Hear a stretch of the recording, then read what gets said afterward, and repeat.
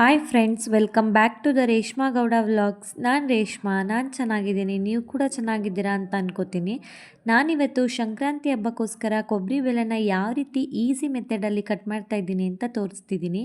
ನೋಡಿ, ಮೊದಲಿಗೆ ನಾನು ಕೊಬ್ಬರಿನ ಈ ರೀತಿ ಕೊಬ್ಬರಿ ತುರಿಮಣೆಯಲ್ಲಿ ತುರ್ಕೋತಾ ಇದ್ದೀನಿ.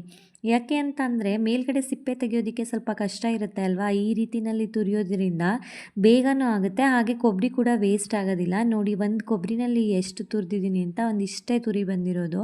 ಇನ್ನು ಮಿಕ್ಕಿದ್ದೆಲ್ಲ ನೀಟಾಗಿ ಮೇಲ್ಗಡೆ ಸಿಪ್ಪೆ ಎಲ್ಲ ಹೋಗ್ಬಿಟ್ಟಿದೆ, ಒಳಗಡೆ ವೈಟ್ ಮಾತ್ರ ಉಳ್ಕೊಂಡಿದೆ. ನಾನು ಅದು ತುರಿದಿರೋದನ್ನು ವೇಸ್ಟ್ ಮಾಡಲ್ಲ, ಒಂದು ಕವರಲ್ಲಿ ಹಾಕಿಡ್ತೀನಿ. ಅದು ಎಣ್ಣೆಗಾಗುತ್ತೆ.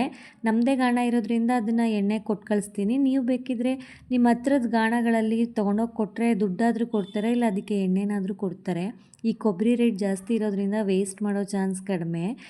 ನೋಡಿ, ಈ ರೀತಿಯಲ್ಲಿ ತೆಳುವಾಗಿ ಕೈಯಲ್ಲಿ ಕಟ್ ಮಾಡ್ಕೊತೀನಿ. ಇದಾದಮೇಲೆ ಸಣ್ಣದಾಗಿ ಪೀಸ್ ಮಾಡ್ಕೊಂಬಿಟ್ರೆ ನೀಟಾಗಿ ಕೊಬ್ಬರಿ ಕಟ್ಟಾಗುತ್ತೆ. ಇಷ್ಟೇ, ಸಿಪ್ಪೆ ತೆಗೆಯೋದಕ್ಕೆ ಕಷ್ಟಪಡೋ ಅವಶ್ಯಕತೆಯೇ ಇಲ್ಲ.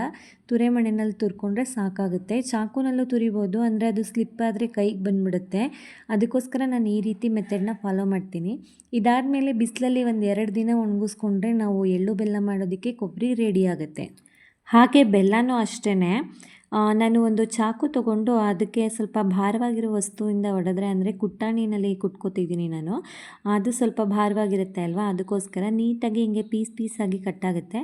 ಅದನ್ನು ಮತ್ತೆ ಹೀಗೆ ಸಣ್ಣ ಸಣ್ಣ ಪೀಸ್ಗಳಾಗಿ ಹೊಡ್ಕೊಂಡ್ರೆ ನೀಟಾಗಿ ಪೀಸ್ ಆಗುತ್ತೆ. ಈಗ ಅಂದರೆ ಎಳ್ಳು ಬೆಲ್ಲ ಕಟ್ ಮಾಡೋದಕ್ಕೆ ಬೆಲ್ಲನೇ ಅವರೇ ಹಚ್ಚಾಕಿ ಕೊಟ್ಟಿರ್ತಾರೆ, ಅದನ್ನು ಕತ್ರಿನಲ್ಲಿ ಕಟ್ ಮಾಡ್ಕೊಂಡು ಬಿಡ್ಬೋದು. ಅಂದರೆ ನಾನು ಗಾಣದಿಂದ ತರಿಸಿದ್ದೀನಿ, ಇದು ನಮ್ಮೂರಲ್ಲೇ ಗಾಣದಲ್ಲಿ ತರಿಸ್ಕೊಂಡಿರೋದು. ಸೊ ಅದಕ್ಕೋಸ್ಕರ ನಾನು ಈ ರೀತಿಯಲ್ಲಿ ಕಟ್ ಮಾಡ್ಕೊತಿದ್ದೀನಿ. ನೋಡಿ, ಕತ್ರಿನಲ್ಲಿ ಸಣ್ಣದಾಗಿ ಕಟ್ ಮಾಡ್ಕೊಂಡ್ಬಿಟ್ರೆ ಬೆಲ್ಲ ರೆಡಿ ಆಗುತ್ತೆ. ಅದನ್ನು ಹೀಗೆ ಅಂದರೆ ಬೆಲ್ಲ ಕಟ್ ಮಾಡಬೇಕಾದ್ರೆ ಸ್ವಲ್ಪ ಪುಡಿ ಜಾಸ್ತಿ ಬಂದಿರುತ್ತೆ, ಅದಕ್ಕೋಸ್ಕರ ಹಿಂಗೆ ಮೇಲ್ಮೇಲೇ ನೀಟಾಗಿ ದಪ್ಪಗಿರೋದೆಲ್ಲನೂ ಎತ್ಕೊಂಡ್ಬಿಟ್ರೆ ಒಣಗಿಸೋಕ್ಕೂ ನಮಗೆ ಈಸಿ ಆಗುತ್ತೆ. ಪುಡಿ ಕೆಳಗಡೆ ಉಳ್ಕೊಳ್ಳುತ್ತೆ, ಪುಡಿ ಕೂಡ ವೇಸ್ಟ್ ಆಗೋದಿಲ್ಲ.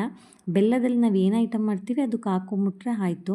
ನಾನು ಸ್ವಲ್ಪ ಜಾಸ್ತಿ ಪ್ರಮಾಣದಲ್ಲೇ ಕಟ್ ಮಾಡಿರೋದ್ರಿಂದ ನೋಡಿ ಇಷ್ಟು ಪುಡಿ ಬಂದಿದೆ. ಇದು ಒಂದು 10 ಅಚ್ಚು ಕಟ್ ಮಾಡಿದಾಗ ಉಳ್ಕೊಂಡಿರುವಂಥ ಪುಡಿ. ಇದಾಗಿತ್ತು ಇವತ್ತಿನ ವ್ಲಾಗ್. ಇಷ್ಟ ಆದರೆ ಲೈಕ್ ಮಾಡಿ, ಶೇರ್ ಮಾಡಿ, ಸಬ್ಸ್ಕ್ರೈಬ್ ಮಾಡೋದನ್ನು ಮರಿಬೇಡಿ. Thank you all.